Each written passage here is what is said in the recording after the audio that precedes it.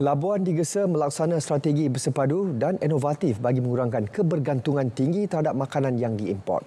Menteri di Jabatan Perdana Menteri Wilayah Persekutuan Datuk Seri Dr. Zalia Mustafa menekankan untuk memperkasa keupayaan dalam pengeluaran bahan mentah asas bagi menstabilkan keterjaminan makanan.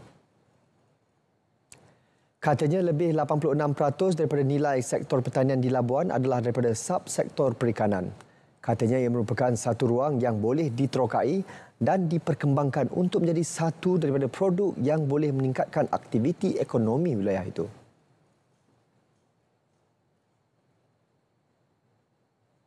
Saya dan pimpinan tertinggi daripada Wilayah Persekutuan dan juga di Labuan ini, kita tengah melihat potensi-potensi ini, dan selepas pada ini insya-Allah akan ada tindakan selanjutnya.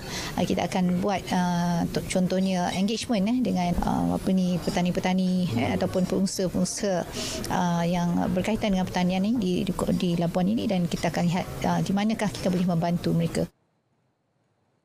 Beliau terdahulu merasmikan peluncuran laporan interim Banci Pertanian 2024 Wilayah Persekutuan.